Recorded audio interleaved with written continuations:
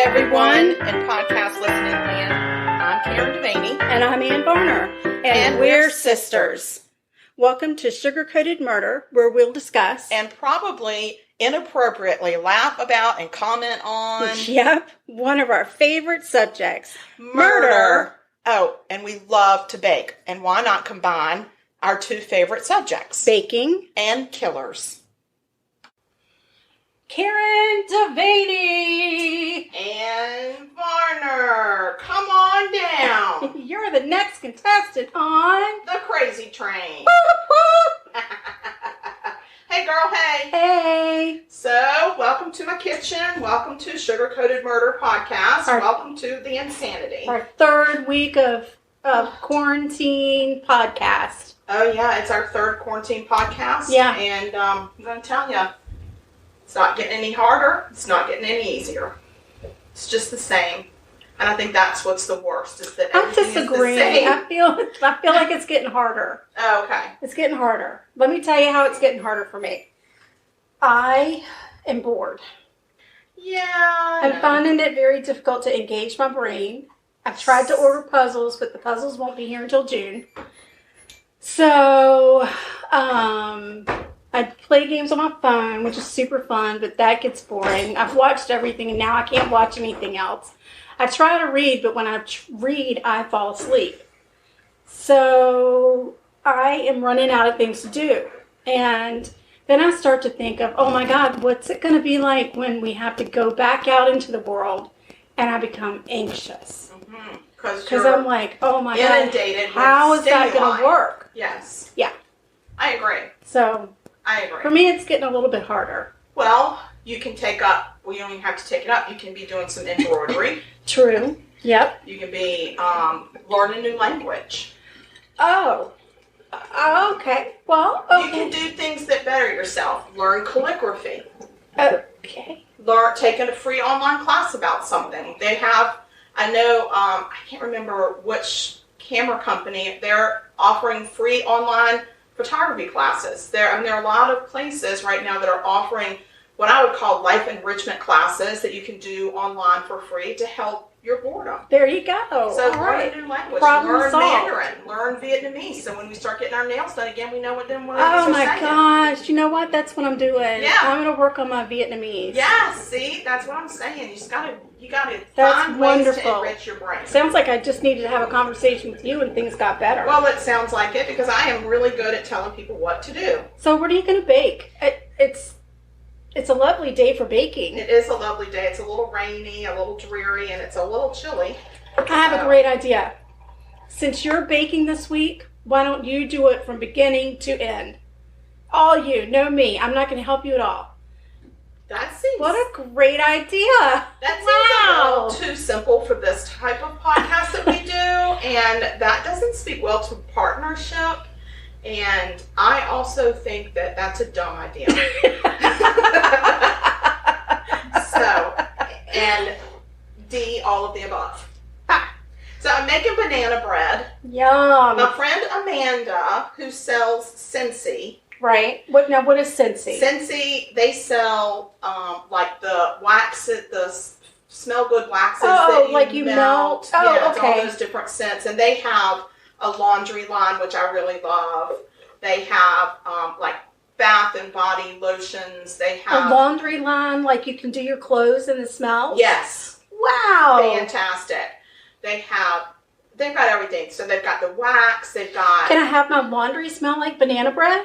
I mean, yeah. I don't know if that. I don't know, but maybe. I don't know. I don't know what all their scents are. We like this scent called Amazon Rain for our laundry. Nice. And it's really good. But she uses there's a special sports scent that she uses for her 12-year-old son because he tends to stink. Right. Sorry, Amanda's son. He's not listening because he's 12. Right. Well, he shouldn't be. No, he should not. So anyway, I had ordered some stuff from her, and then she had sent me this promotion that they were doing, and one of the promotions talked about getting the smell of, like, combining two different things to get the banana bread smell in the house. Oh. And then she sent me this recipe for banana bread, which is how the whole Scentsy line started. That is so fun. So I thought, well, that's really fun, and banana bread is a big hit with everybody. Absolutely. So I thought I would just use her recipe and make this bread. That's a great idea. Yeah. So thanks, Amanda. Here's our banana hats are off to you. Thank you, Amanda. Yep. You rock. So I'm just going to go over these ingredients really fast. It's a stick of butter, a cup of sugar, 2 eggs, 2 cups of flour, a teaspoon of baking soda, a teaspoon of baking powder, half teaspoon of salt, 3 large nanners mashed, and a cup of whipping cream. And if you're not a court reporter, then you definitely just email you the you know, we can the email recipes. You this. We would email. Oh, and there's also vanilla, and there's sugar and cinnamon that you mix up together, and you sprinkle a little bit in the greased loaf pan before you put it Really? in, and then you sprinkle it after on top, so it wow. gives it kind of a little bit of a crunchy I hard. hadn't thought about doing Me that. neither, so I was really excited about that. That's a great idea. Yeah, so whilst you talk about moida, Uh-huh. I'm going to start on my banana bread. All right. Okay? You go to it, girl. Take it away. Just focus and get it done. Get it away. done. It's time for you to take it away. All right, so I decided to do something a little different this week. I decided to talk about a podcaster who's doing good things out there. Oh, I love a podcaster Yes. doing good things. Yeah. I mean, aside from us, of course. Well, yeah, and listen, just because I'm saying about this podcast doesn't mean you can dump hours and go listen to it. No, I but mean, there are plenty of time plenty of time to listen to a lot of them, to further enrich So I'm just and going to engage. give 2 shameless plugs right now to 2 podcasters that I want people to be aware of Okay. while you're talking about Yeah, that. One is called Speak Up Sis. yeah. Right. It's a podcast by this girl who talks about women empowerment and how to find your voice as a female, whether it's in the workforce, your personal life, your dating life, whatever. She covers everything. I love it. That's great. But she also has a lot of men on, Right. and they give their perspective of women and their interaction with women and women empowerment and stuff like that. So it's a very balanced podcast, and it's really good. And she posts updates all the time. She puts out new episodes. So it's Speak Up Sis, and people need to look her up. And then there's another one called Pink Cloud 9. Oh. And this girl does really short podcasts, like snippets, 10 to 15 minutes. Right. Sometimes 5 minutes, on just a topic that pops into her head. Sometimes she's driving when she does the podcast. Oh. Sometimes she just she has a thought, she needs to talk about it, she hits record and she talks about it. Wow, that's so fun. So it's very random thoughts, it's a lot of different stuff, and it's, just her perspective as a female. Right. So those are 2 podcasts that if people are looking for something to do, because they've listened to every single one of our episodes and they're waiting for another episode to drop. Right. And then they've listened to all of our other episodes in the past before, again, like you should listen to everything twice, then go look up these podcasts. Yeah, I will, because I have to be truthful. I usually only listen to murder podcasts, but Yes. it's good to branch out. And there is one other podcast that I will tell you about. It's called Anxiety About Anxiety. Right. And this guy, Sean, he has such a great perspective. He has lived with anxiety for almost all of his life. It's all about how he gets through it, how it affects him, how to not just overcome it, but just how to live in the moment with it and accept that you have anxiety. He has a really, really great perspective on a young man with anxiety living in our society today. And I just really enjoy his point of view. Well, that's great. And a lot of people will really get you'll get a lot out of something like that now, especially with all the anxiety that's coming out about having to return to Yes. work and what's going to happen when the quarantines are over and we start to get back into the swing of things and what's going to happen with the economy. There's just a lot of what ifs out there. Yes. And if you're having some anxiety, it's nice to get perspective from somebody who's living it and has been living it every day. And he really has a good, like I said, a good point of view, and it's good real talk. Right. It's real talk. It's not really buffered, but he just puts it out there, and I think it's really good for anybody that's got anxiety. But Look I think at us young making people, the world a better place. Once again, podcasters uplifting the world. Wow. All right, so the gentleman I'm going to talk about today. His name is Bob Ruff. That's Ruff. Ruff. Roth, not Ross, like the painter. Correct. Okay. So he has a podcast called Truth and Justice. Nice. And on his podcast, he takes deep dives into murders. He basically reinvestigates murders that could potentially have wrongful convictions. Okay. So people, on an average, he and his team will get about 1,000 cases pitched to them or emailed to them, and then like 100, somebody will go in and weed things out. They'll get like 100 cases a week pitched to them. Begging for people, begging, please take a look at this case. So my mother was wrongly convicted. My brother was wrongly convicted. And when they find one that they think they could really do some good with, he and his team will call and order the case file, which is a matter of public record, right? Yes. They'll get the crime scene photos.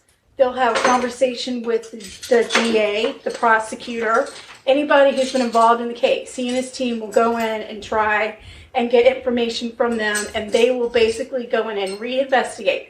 Once he has all of his information put together, he starts to podcast about it. I like it. So week after week, podcast after podcast, he's asking his fans, this is what we found. What do you think about this? And are there things that somebody missed? If you've got, some kind of an expert out there, what are your thoughts on it? So it's really a neat. So one story that grabbed his attention that I thought was of interest was about a family that had been shattered by a truly bizarre crime. So he and his team reached out and ordered court documents, all the case files. They had the conversations. They took a look at everything for about 2 months, and then he started to podcast about it. The murder was about this couple, Jim Melgar and his wife Sandy.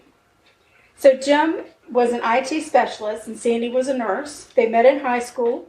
Soon after they graduated, they got married. Jim had a great sense of humor and was quick with a joke. They were Jehovah's Witnesses, and they had a daughter named Lizzie. Jim and Sandy were loving toward each other. They always seemed to have each other's back. There was a lot of respect back and forth with each other.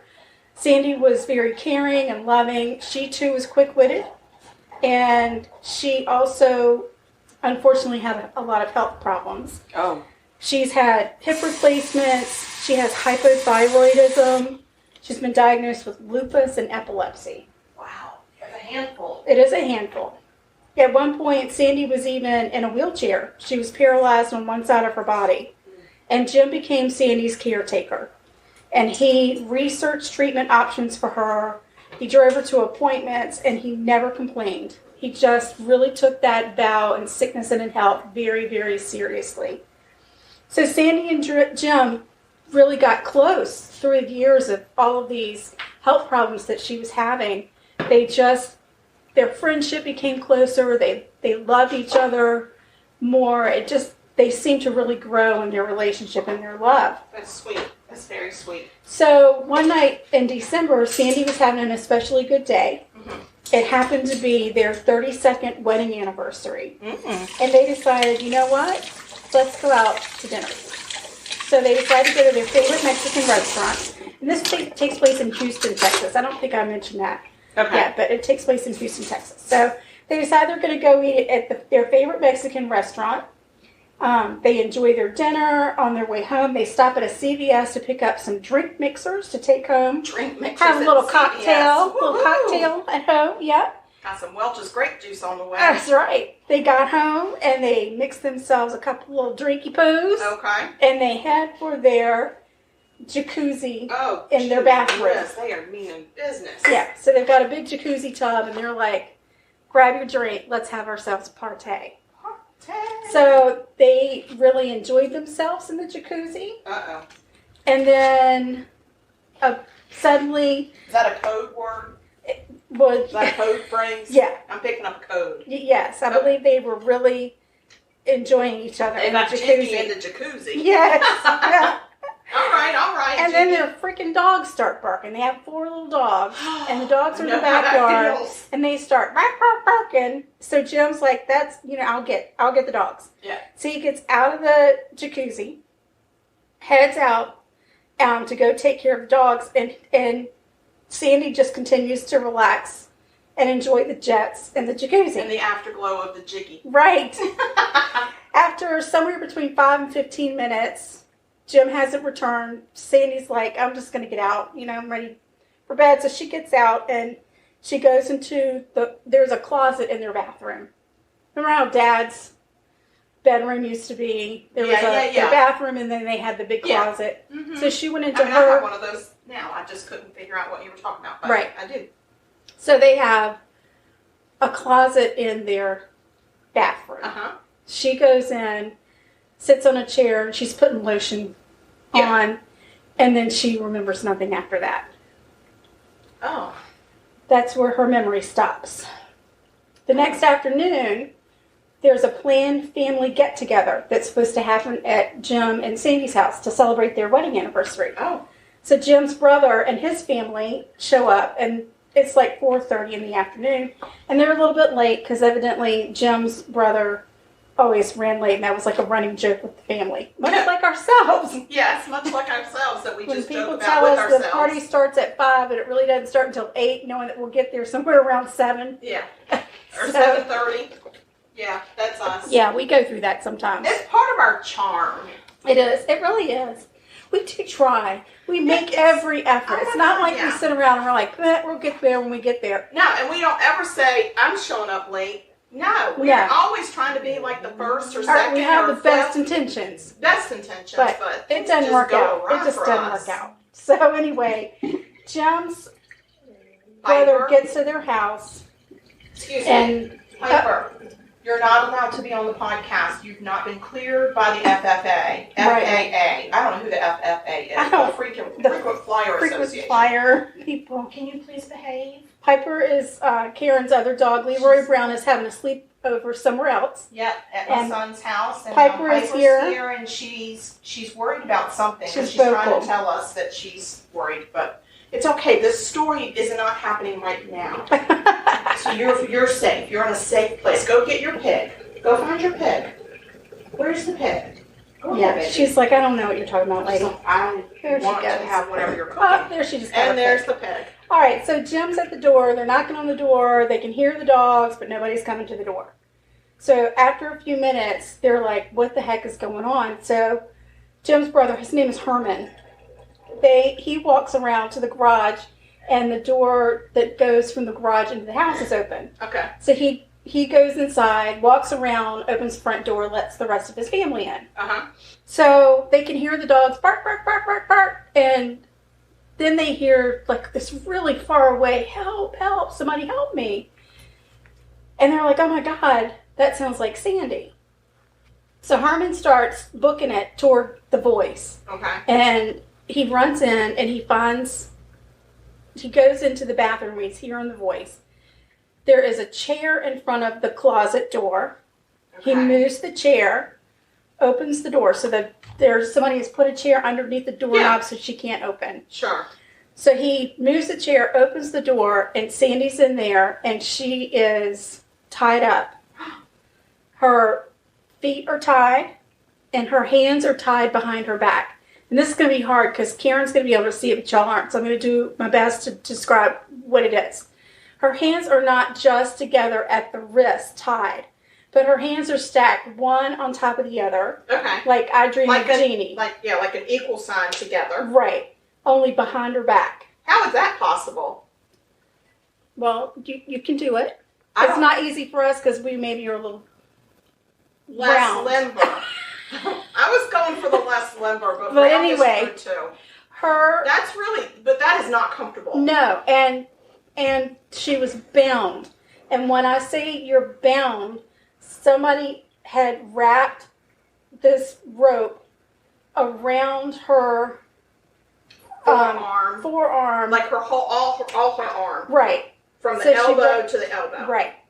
And then knotted it. So it wasn't like her hands were tied behind her back. They were equal sign together behind her back, uncomfortable, and bound. Oh my Okay? gosh. That's very important to remember. That's how. Okay. So he could, and Herman's like, I can't even figure out where the knots are to get this undone. She's like, there's some scissors over there on the vanity. Grab the scissors and cut me out. So he grabs the scissors, cuts her out. She's trying to get herself together because she's, kind of groggy, a little bit sleepy, even just kind of out of it.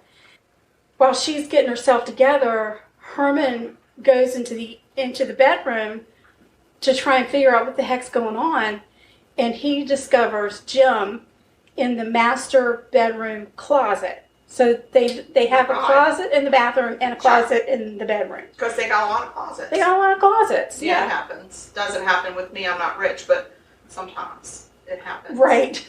Yeah. So Herman finds Jim. Jim is naked. He's been beaten and stabbed to death. And this closet is about 30 feet from where Sandy was in the bathroom. Okay. His legs were tied together with a telephone cord, and a rope was loosely tied around his chest.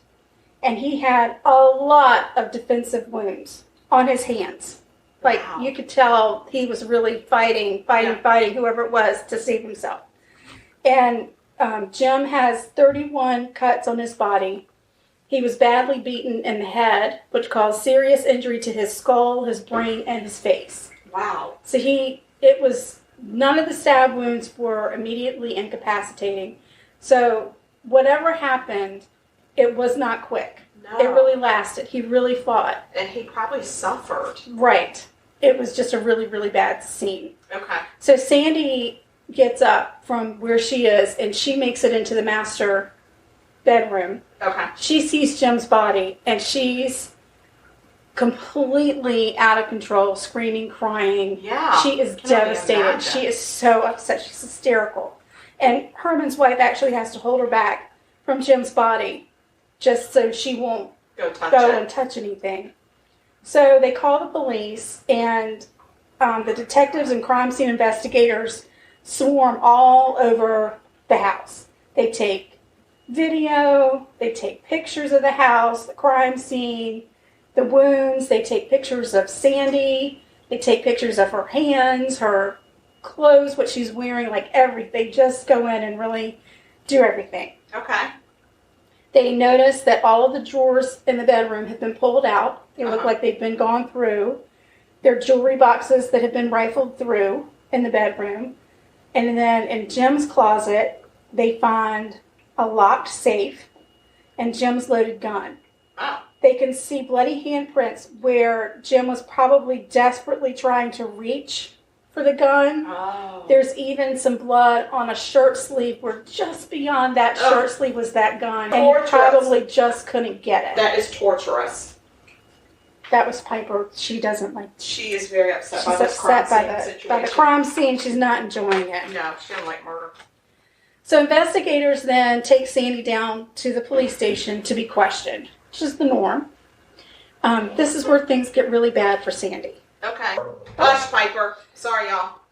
So when the investigators ask Sandy to give details about the day, Sandy tells them, we went to dinner, we stopped at CVS, we came home, we spent about 2 hours in the jacuzzi, having some fun and talking.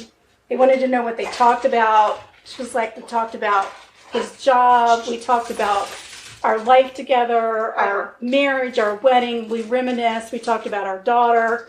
And they said, are y'all in a good relationship? What is your relationship? She's like, yeah, it's good. Everything's fine. We didn't have any arguments, no disagreements, nothing. And they ask her, tell us what you remember. Yeah. After you got home, she said he gets up. It's about 12 o'clock at night when we hear the dogs. Jim gets up. He goes to take care of the dogs. I get out about 10, 15 minutes later. I go in the closet, put my lotion on, and that's it. I don't remember anything after that. Wow. So she tells them that she thinks that she might have had a seizure. And that's why she doesn't remember anything. Could be. She says that she has seizures about once a month, and then she tells them that her body's really sore and she's got a headache, and that's why she's thinking. And then she's got no memory, and a lot of times that's what happens after she's had a seizure. The detectives do not buy her story. Oh, no. They continue to question her. She refuses to take a polygraph because she says she's too distraught to take it.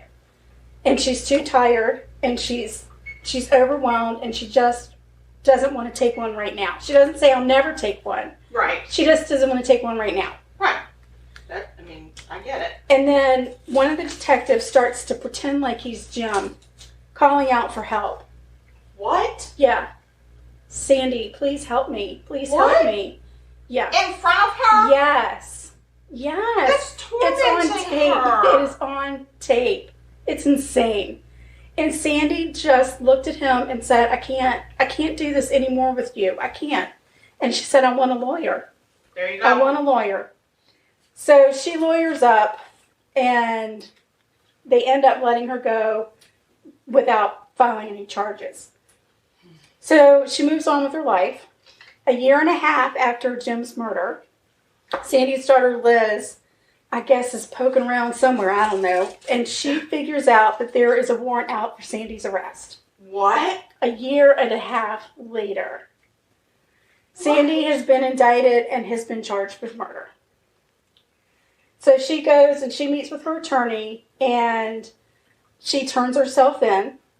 My God. And she gets out on bail. And she's out on bail for 3 years. What? 3 years, right? So it's 4.5 years later that they go to trial. 4.5 years after the murder of her husband is when she finally goes to trial. And I did not know this, but apparently in Texas, you do not have to prove motive. Oh. That is not a requirement in Texas. What do you have to prove? You only have to prove the how. You do not have to prove the why. So does the how mean a murder weapon? Yes. Okay, so you have to have a murder weapon. Yes, and I haven't gotten to that part. Okay. There is a murder weapon.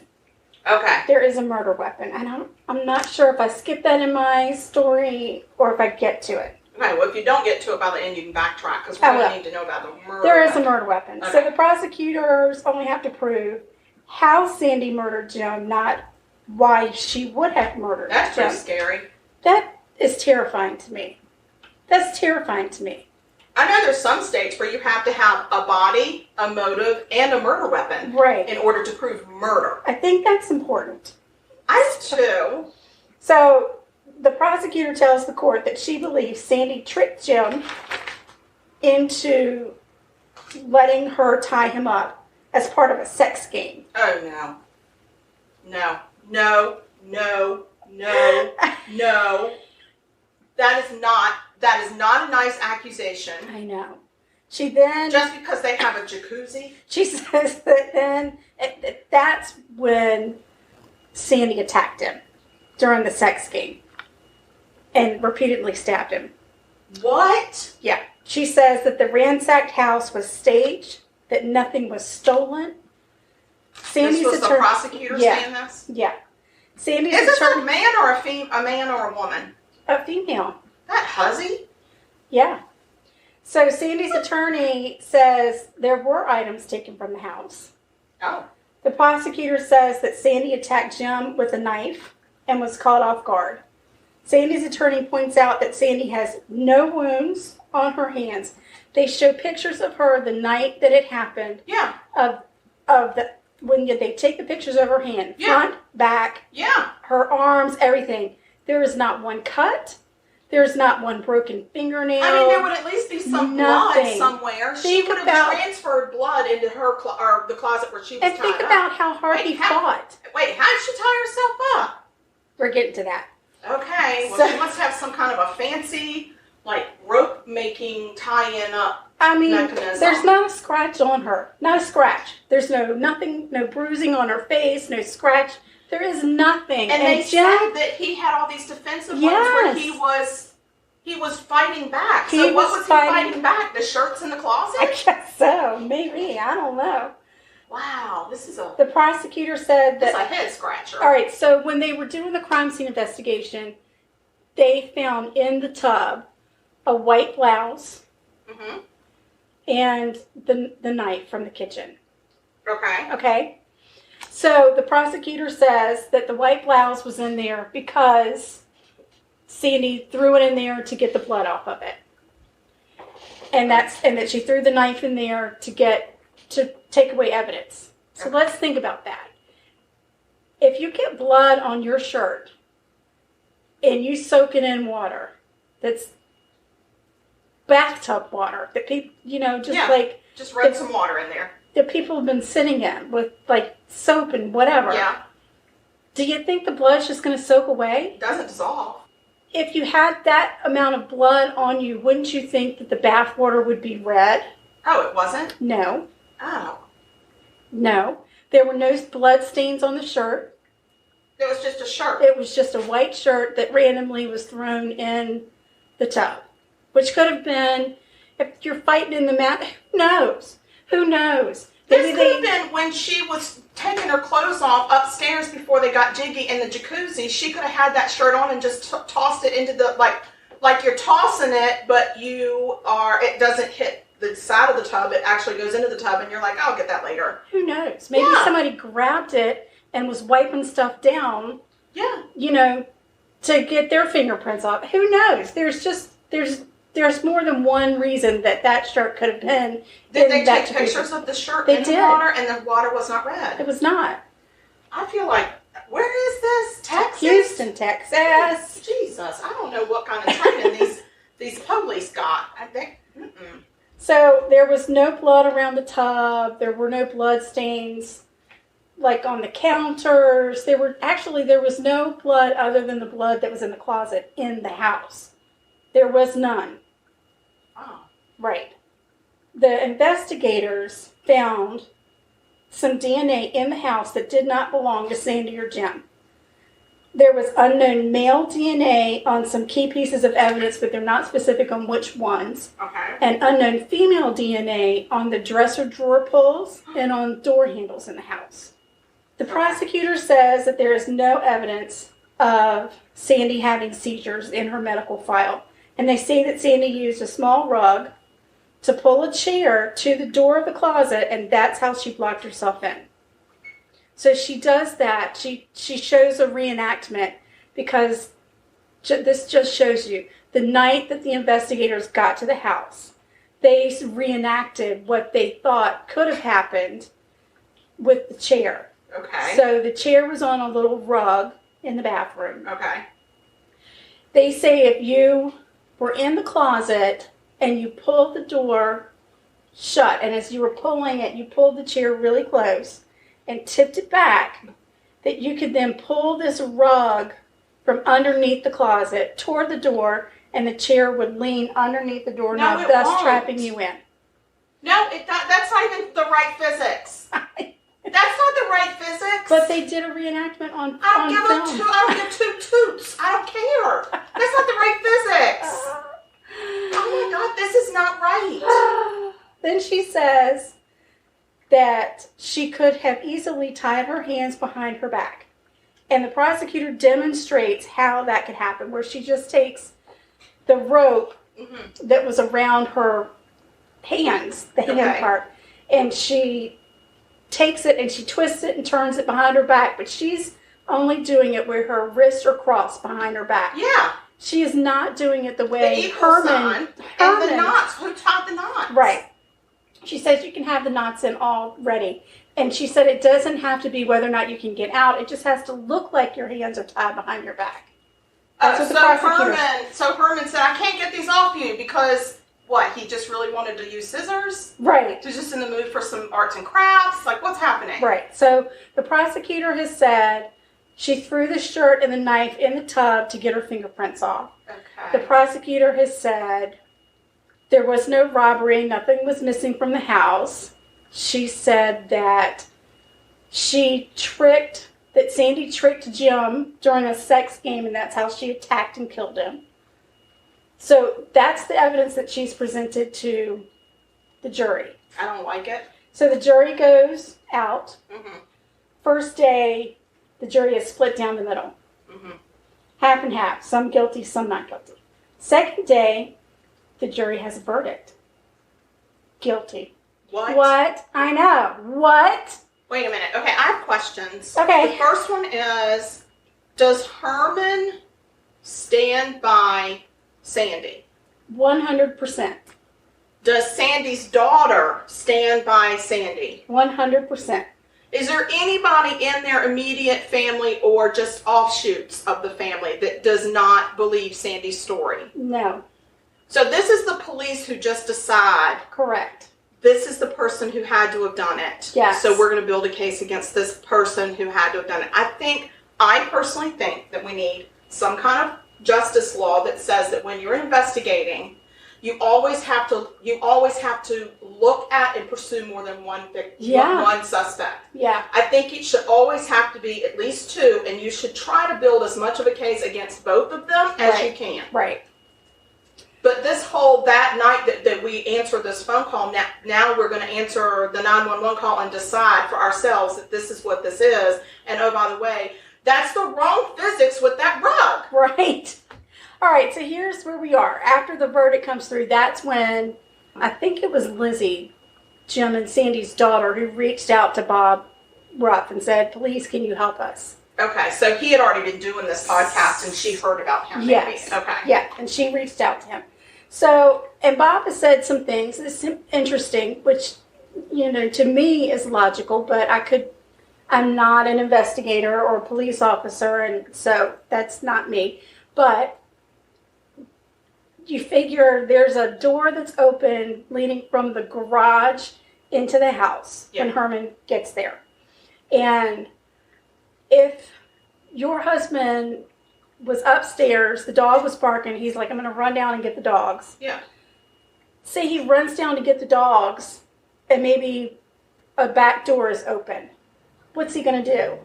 He's going to close the door and lock it. Yeah. Get the dogs in, close the door and lock it, right? Yeah. So we don't know what happened to Jim after he left. Once he went to go get the dogs. We know that somehow the dogs are back inside the house. Yeah. They were obviously not still outside barking, right? Or maybe they were. But that's not to say that Jim, we don't know if he really went downstairs or he didn't. But there are logical explanations of somebody getting into the house. Yeah. So another thing that's really interesting, I thought, is the prosecutor said there was nothing missing. However, Lizzie said the TV and video box from the bedroom were missing. Well, why didn't get that on tape? And the crime scene photos show the connector to the TV, the connector to the box. And the box and the TV are not there, and the stand where they are normally, empty. Well, why didn't the jury know this? I don't know. I think that Sandy's lawyers presented it. And then they just didn't buy it. And then, I think it was actually the tying of being able to tie your hands behind your back. It was like a he said, she said situation in court, which is bizarre to me. Yeah, that's my thing. I don't see hard evidence. I'm seeing an interpretation of some evidence that you could either interpret one way or the other. Right. But the thing that's getting me with this conviction is I have reasonable doubt. Right. I'm feeling like there's reasonable doubt. So maybe maybe I can say it was homicide, no, manslaughter, but maybe a less than manslaughter. I don't know what you would call it. Almost like vehicular manslaughter, oops, I accidentally ran over you, but I didn't mean to. If they're saying they were doing sex play and she accidentally stabbed, but this is not murder. Right. This isn't murder. It's too many holes. So he was murdered. I understand that. Brutally murdered. Right. Right. But when I'm looking at it from a jury point of view, right. And I'm saying this doesn't look like a murder. It might, at the farthest reach, if I believe anything the prosecutor is saying, it was sex play gone wrong, but that doesn't even make sense because she didn't have any blood on her. So then there's these cops are in a foul mood. The prosecutor then is talking about a chair that's in the master bedroom. It was near the closet. It's got blood on it. She's saying that Sandy had prepared for this murder the night before because she had moved that chair from the dining room where it belonged into the bedroom. But when you look at the crime scene photos, it's clear that the chair, there are marks in the carpet from where the chair had been. Sure. And it had been moved. Okay. Okay? The chair was used for their Pomeranian who had trouble getting on the bed. That's why the chair was in there. It's not because she moved it to play sex games. I mean, they're Jehovah's Witnesses. I don't know. I don't know. I feel like Jehovah's Witnesses have sexy health locks. They could have sexy health locks. I wasn't saying that. Sexy health locks. I was saying healthy sex locks, not sexy health locks. It's just, I don't know. I feel like they were married. They're two consenting adults. I'm not judging. Right. What they do. Right. So, and then you're back to the prosecutor saying, oh, she could have tied her own hands behind her back. And then Herman is like, how is that possible? Because her hands were not tied like that. They were bound. Yeah, they were bound. Wrapped up, bound, knotted, and an equal sign. So let me see that prosecutor. But I will tell you that when they were younger, Jim and Herman's family immigrated to the United States from Guatemala. Herman did not speak clear English. In the interviews that I saw with him, he didn't speak any English. Oh, like he had a translator? Yes, his daughter. Okay. And who happened to be there as well. Yeah. The investigators never questioned anybody else. There was a guy that lived a couple houses down who had been in jail. He was released the night before. I think had gone to jail for theft or burglary or something. So he was back in his house, back in the same neighborhood. Sure. Who's to say it couldn't have been him? So investigators go to the house, but he's not home, so they left a business card and never followed up with him. Yeah, and I just got out of jail, so let me call this business card from the sheriff's department. Like I'm going to call you. I'm dying to talk to you. Sorry, I been got out of jail 24 hours. Can't wait to see you. Right. They never looked at anybody else. And that, to me, is, I just think that they should have to answer to that in court.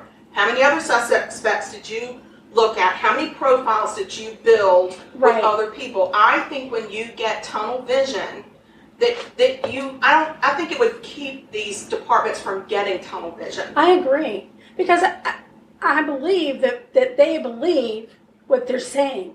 But they're not looking at the full picture. No, and they are looking at, we need to solve this crime. Right. And so we're going to walk in, the crime scene is fresh, we know what happened, and we're going to go back home and come back and write it up tomorrow. Right. So Sandy was sentenced to 27 years in prison. Oh my God, they sent her to jail. They sent her to jail. Oh yeah. God. How old was she? She looks to be probably our age. That's sad.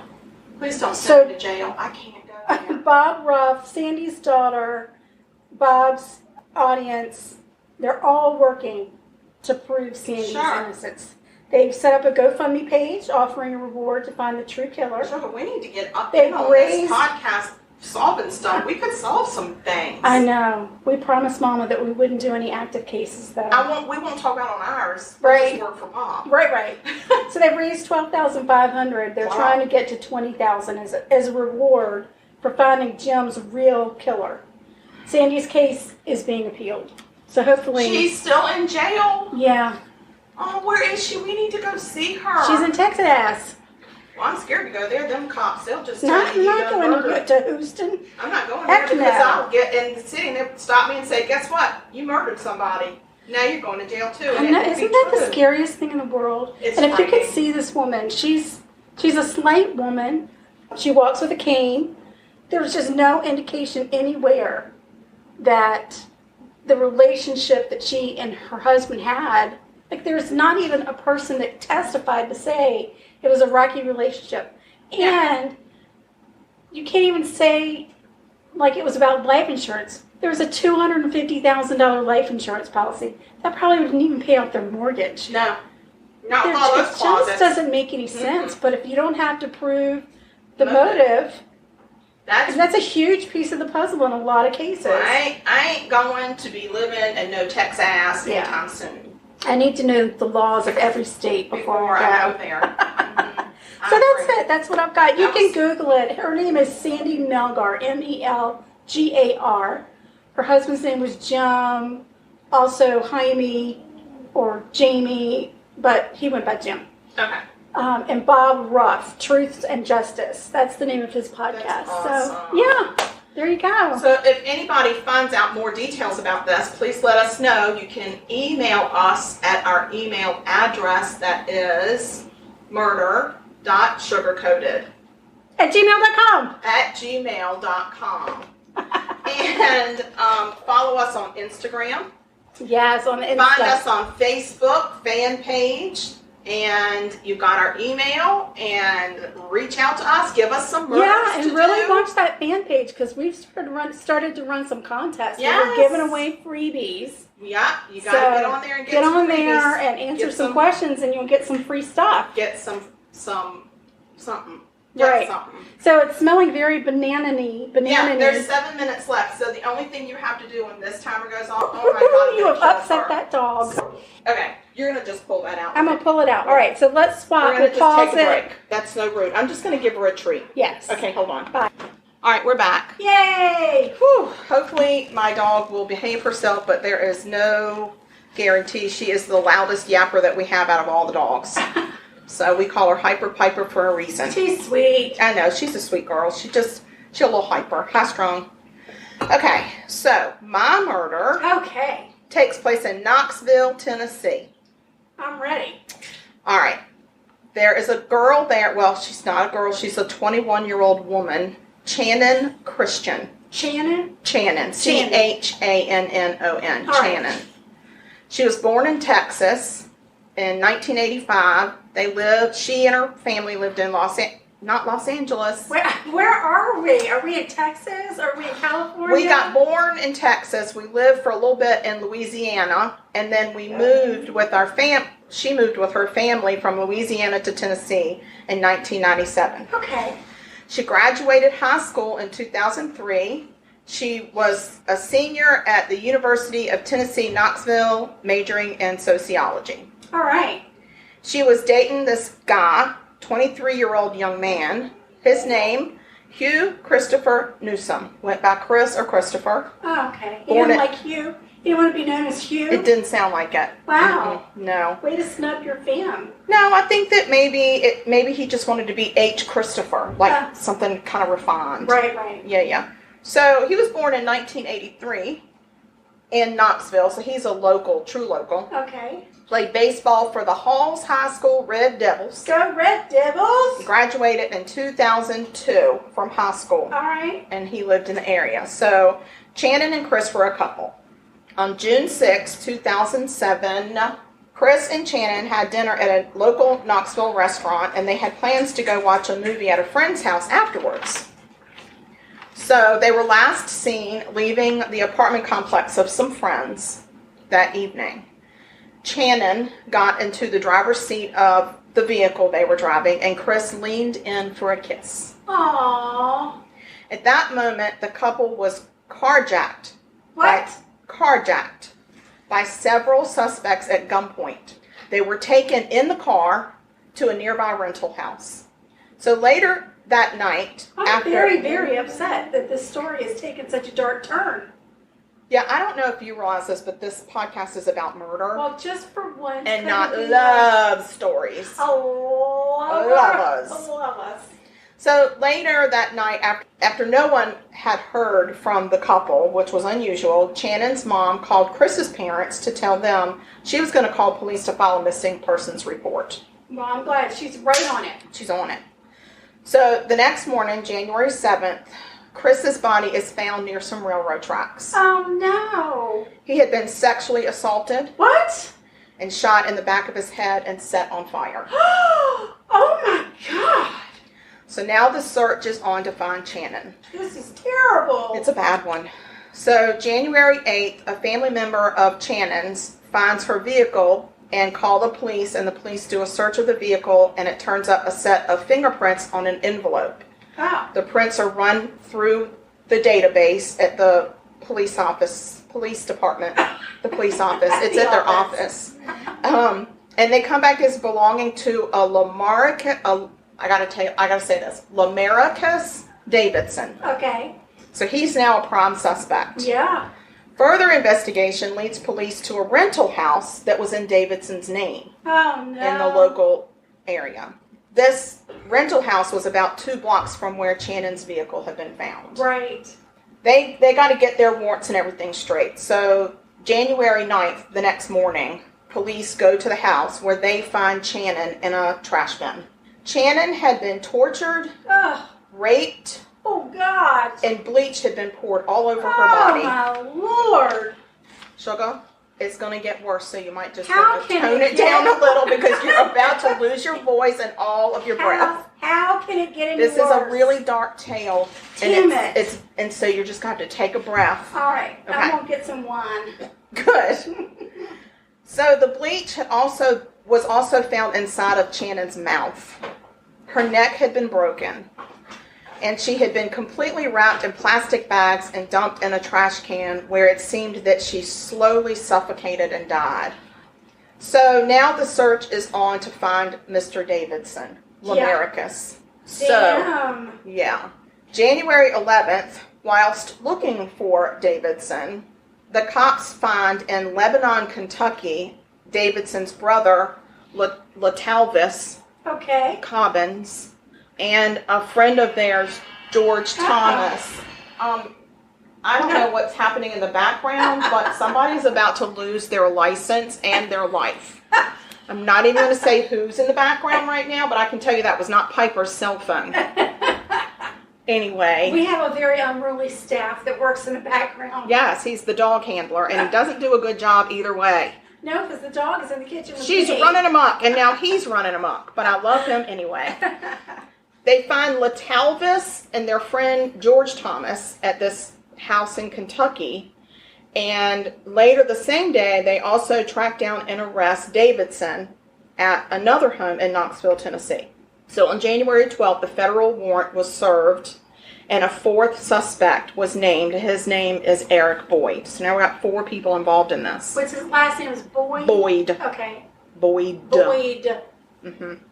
So later on, there's a 5th suspect that gets named, and it's Latalvis's girlfriend, Vanessa Coleman. What? So they're investigating, they're trying to build their cases, they're waiting for trials. So all of this had started in the beginning of January. May 28th, the KKK organizes a march through Knoxville. Okay. They're protesting the murder of these 2 people. Okay. And the reason that they're protesting it is because they're saying that it was racially motivated and it should be tried as a hate crime. Oh. Investigators said that there was no racial motivation that they could see, even though the victims were both white and all of the suspects were black. They said it was just a random act of violence and there was no hate crime. But the KKK felt very strongly and they marched, which was really controversial. And, you know, what a trying time for these parents who are grieving these 2 kids. Right. And now, you know, you've got these people that are showing up trying to stir up more trouble. Right. So that all happened in 2007. March 4th, 2008. Okay. It's a year and 3 months after the murders. Prosecutors announced that they would be seeking the death penalty against 4 out of the 5 defendants. Okay. April 4th, Eric Boyd is found guilty in federal court of accessory after the fact for the carjacking and also for hiding one of the suspects. Okay. So I guess he was helping Davidson. So he wasn't involved in the murder. I didn't say that. Okay. I'm just saying the federal court tried him on these charges and he was found guilty and he got 18 years in federal prison for that. Okay. So at the trials, there's several trials, right? The Knox County medical examiner, that was not either of us or our bodily functions. That is my dog and her pig. And when she gets frustrated or mad, she stomps on the pig to make noise to let us know she's frustrated. And obviously she's very frustrated with this podcast because it ain't about her. So the medical examiner discloses the autopsy findings at the trial. And this is the first time the families find out what exactly happened to their loved ones, which I think is horrible. But that does happen a lot. I know. And it's the first time that they are going to see the crime scene and autopsy pictures. Oh, golly. So if it were me, I think I would have to skip it. I might want to. I really do. Findings for Chris Newsom. Who am I kidding? I don't know. I really wouldn't. I'd probably be right in there. If it's your loved one, though. I think I would. I don't know. Because I would just be so mad. I would be mad, but I don't know. As a mother, could I handle seeing that of my child? I like all of that. Yeah. You know. I do too. I like a medical drama, an autopsy, whatever. Yeah. I don't know. All right, well, let me just tell you. I want to know. Yeah. These are things you're going to want to unknow when I go through them. Oh, my God. Christopher Newsom. He had been sodomized with an object. He had been raped by a person. He had been bound, blindfolded, gagged, stripped naked from the waist down, shot in the back of the head, the back of the neck, and in the back, and his body had been set on fire. All of this had been done at the house where they found Shannon's body, and then his body was then wrapped and dumped by the railroad tracks. Oh, my God. So, you're going to be looking at pictures of why they came up with this. I know. Okay. These are the findings for Shannon. She had sustained hours of torture. She had been inflicted with several traumatic brain injuries. Wow. She suffered injuries to her vagina, her anus, her mouth, due to repeated sexual assaults. Before killing her, in an effort to remove DNA, she had bleach poured down her throat. She had been scrubbed. Her skin had been scrubbed with bleach. She had been bound with curtains and strips of bedding. Her face was covered with a trash bag. Her body and the rest of her, all of her together, she was not dismembered. They had put her in 5 large trash bags and tied her up and put her out in the residential waste disposal unit, also known as a dumpster. Right. And then they covered her with soiled sheets and garbage from a Wendy's meal. Oh, my God. And the evidence showed that Shannon slowly suffocated to death in that garbage bin. Damn it. Like, that's heinous. That is freaking ridiculous to do that to any living being. Anybody. I don't care if you're doing it to a cockroach. I don't care. It's just horrible. And that, to me, is the evilest of evil. Like, who can do all these things? And they did it as a group. I don't know how any of them are living. I don't know why they get to live. So, 2008 and 2009, there were lots of trials for these defendants. There's federal trials, there's state trials, there's county trials. It's just trial after trial after trial, and they're constantly trying to get a jury sequestered or get the venue moved. I mean, it's just one hearing after another. It's very busy, very busy. And so the main defendants are 4 men, right? Right. So they all get convicted at the state level and sentenced to various jail times. Not death? But wait. Okay. There was a state judge presiding over all of these trials. There were 3 criminal court judges in this county, and he was the main guy. Right. And he happened to be over all of their trials. So he had to hear it 3 times. Over and over.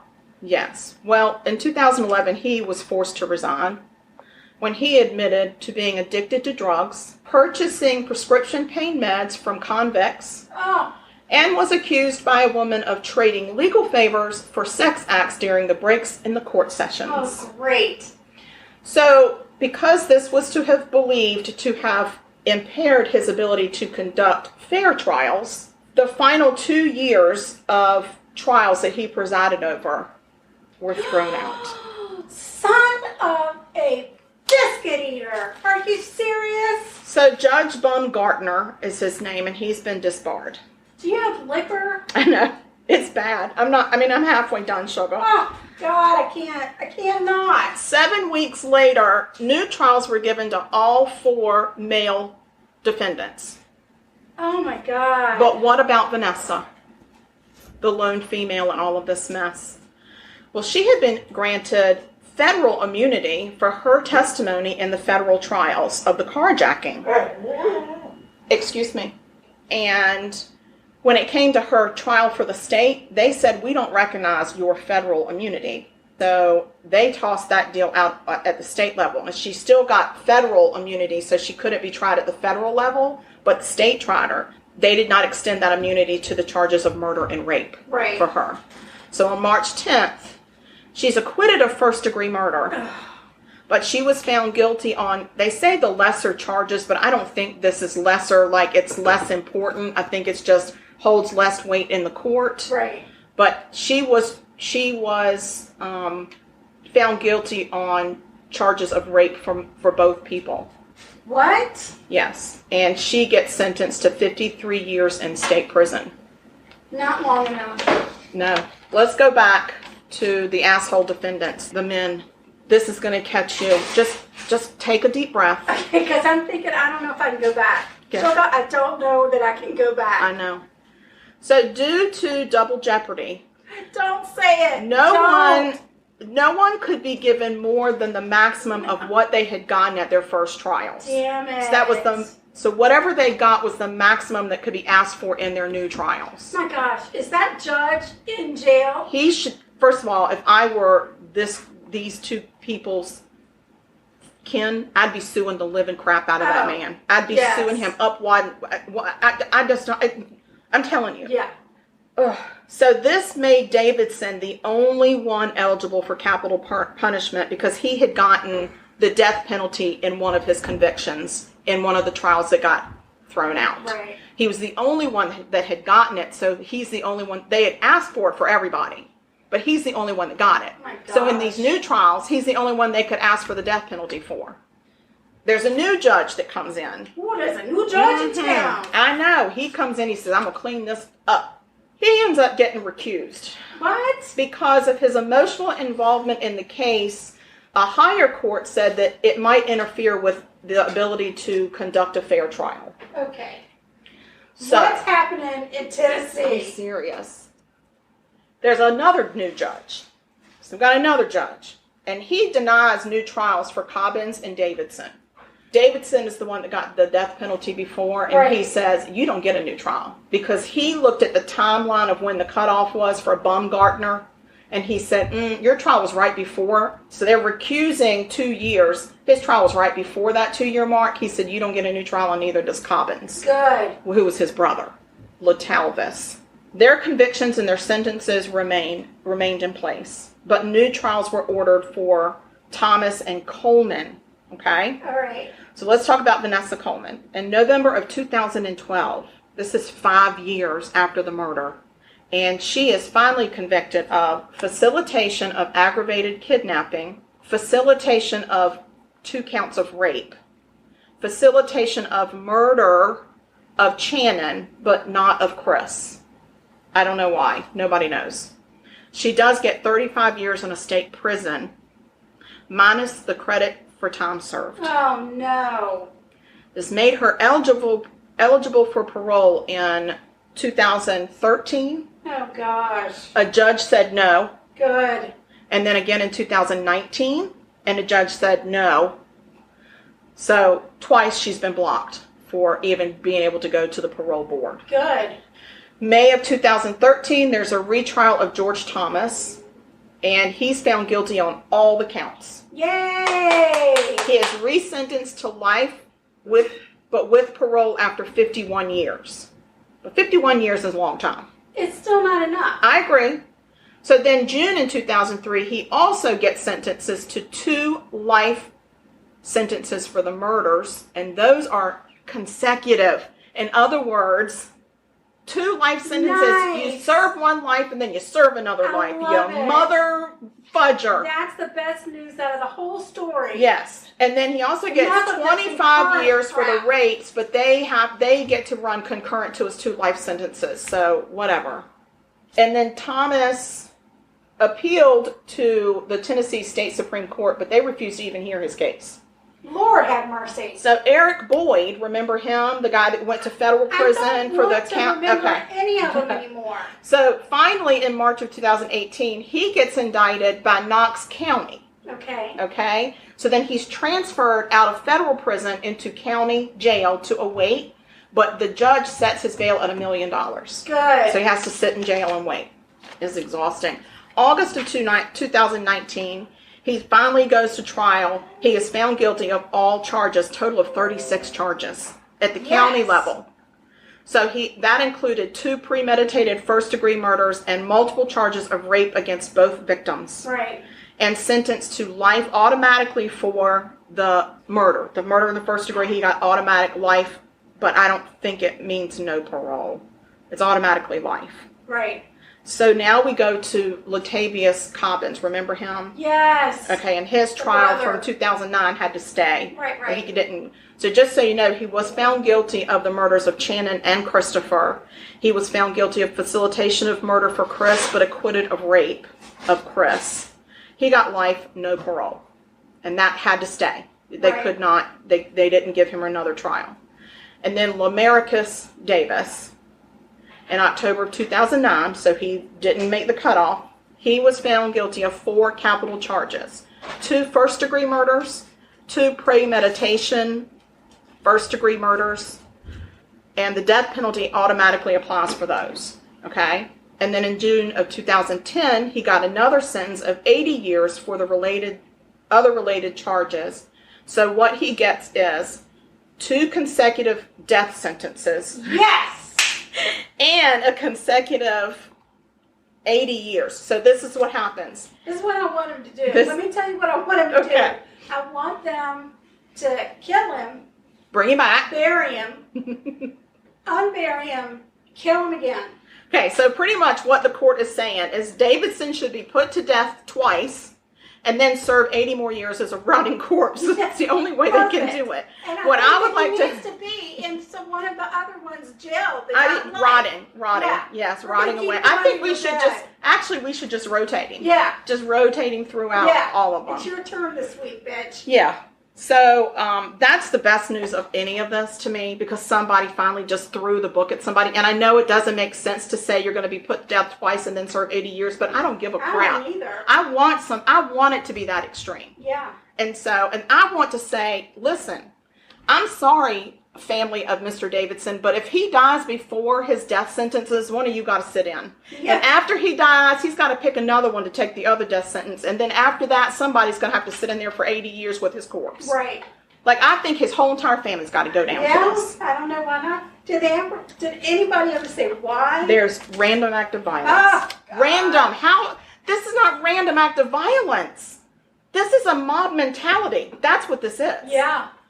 So, and they're animals. They're like wild dogs in the savannah desert. There's not a desert in the savannah area, I don't think, but the not desert. Savannah, Georgia, but no, in the savannas of Africa. Yes. Okay. So I did a little "Where Are They Now?" as a wrap up. I know. We are not going to see any of them. Because we could put these people on our federal prison tour. I'm good. So Mr. Eric Boyd is in a low security federal prison. Great. At the Federal Correctional Institute in Yazoo County, Mississippi. Oh, Lord. That's M-I, crooked letter, I, crooked letter, I, humpback, I, in case anybody needs to spell Mississippi. There you go. Vanessa Coleman is in a Tennessee prison for women in Nashville, Tennessee. December 2020, that's this December, is her next parole hearing, in case we want to try to get in on that. Okay. Cobbins and Thomas are both at Bledsoe County Correctional Complex in Pikeville, Tennessee. Cobbins is serving life without parole. Thomas is serving 123 years to life, and he will be eligible for parole in 2064, in case we wanted to go and visit him. We've got till 2064. Davidson is on death row in Riverbend Maximum Security Institution in Nashville, Tennessee. He is still on death row. He's not been put to death yet. So that is my murder. That was rough. Don't do that. Don't do it. Yeah, I can't. Next time my murder's going to have a happy ending somehow. Next time, pick a funny one. I don't know. Pick a funnier murder. Well, when I first started doing this, I wanted a murder in Tennessee because I haven't covered a murder in Tennessee yet. Right. So I start looking up murders in Tennessee, and then this came up as one of the most heinous murders in Tennessee. Right. And I said, oh, I'll do this one. And then I was real sorry. I was real sorry that I did it. But I was in it, so I couldn't get out of it. Right. But seriously. It's too much. That was a really rough one. I'm not. Really. You can't. Let's don't do that again. We won't. So can you flip that banana loaf out and give us a bite? Because, I mean... When you cook, you should serve. No. You never serve. I am in service to others all the time. It's rude. When you have people to your house, you serve them. No. Not really. Not particularly. Not particularly. I'm going to wash my hands. I appreciate that. Would you like some hand sanitizer as well? It's got some essential oils in it. It smells real good. Overkill. It's not overkill. What if you missed a spot? Then I guess you'll be the one to pay. I guess Then I you will. should have served me. Girl.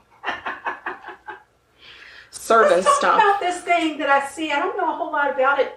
Called Hunt a Killer? Say what? Be careful how you say this. Hunt a Killer?